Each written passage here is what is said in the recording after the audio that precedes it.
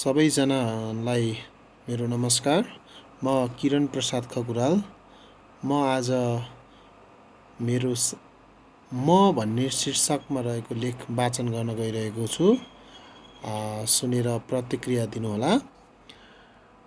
म आमाको गर्भमा 9 महिनाको बसाइपछि यस धरतीमा जन्म लिए पश्चात मेरो एकहोरो चिच्याहाट र कोलाहलले वरिपरिको वातावरण गुन्जायमान र तरङ्गित भएको थियो भने परिवारमा हर्षको सीमा थिएन।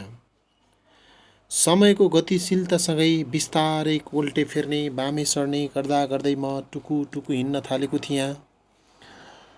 केही महिनाको अन्तरालमा फाटफुट निस्किएको थोते दाँतसँगै मुस्कुराउन थाले र परिवारको प्रिय पात्र पनि बने। ममा भएको बाल्यपन र निर्दोषपनको फाइदा लुट्दै आफ्नो माग पूरा गराउन लागे विभिन्न बहानामा।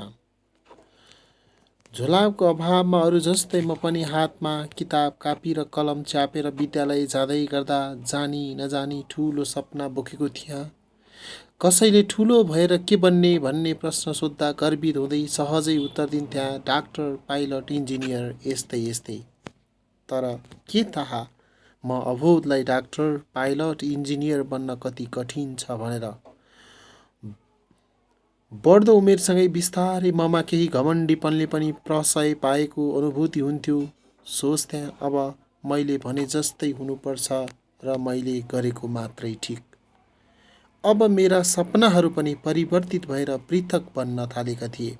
म कल्पना गर्दथेँ कहिले किताबका पानामा पढेका राष्ट्रनायकहरू पृथ्वीनारायण शाह, बलभद्र कुँवर, अमरसिंह थापा र भीमसेन थापा जस्ता वीर सपुत बनेर देशको सेवा गर्ने, त कहिले महाकवि लक्ष्मीप्रसाद देवकोटा, कवि शिरोमणि लेखनाथ पौड्याल, आदि कवि भानुभक्त आचार्य, मोतीराम भट्ट र सिद्धिचरण श्रेष्ठ जस्ता नेपाली साहित्यका हस्तीहरू जस्तै समाजका व्यथिति र विसङ्गतिमाथि बाण प्रहार गर्ने एक प्रखर र सशक्त व्यक्तिको रूपमा। सपना ठुलो थियो तर परिवेश जटिल। म उही समाजको चौघेरामा बस्न बाध्य थिएँ र राम्रैसँग झेलिएको थिएँ। कारण थिए गरिबी, परम्परागत सामाजिक बन्धन, मूल्य मान्यता, धर्म संस्कृति आदि। आखिर समाज बिना बाँच्न पनि असम्भव नै थियो र छ पनि। समस्या नै समस्यासँग घेरिएर अब मबाट कुनै राष्ट्रनेता र सुप्रसिद्ध साहित्यिक हस्ती बन्ने सपना चकनाचुर हुँदै गए। अब बिस्तारै म आफ्नै गाउँघर र टोल छिमेकका दाउरे, च्यान्टे, रिट्ठे जस्ता पात्रहरूसँग आफूलाई दाँच्न थालिसकेको थिएँ। म शिथिल हुँदै बाँच्नका लागि कुटो, कोदालो र मेलापातमा नङ्ग्रा खियाउन थालेको पनि वर्षौँ भइसक्यो। तर खै जीवन खस्कँदो छ निरन्तर ओह्रालो लागेको हरिणको जस्तो। नेतृत्व दिन नसके पनि विकास र समृद्धि पाइने नाममा विभिन्न आन्दोलनमा पनि सरिक भएँ र समर्थन पनि जनाएँ। पञ्चायती व्यवस्था, जनयुद्ध,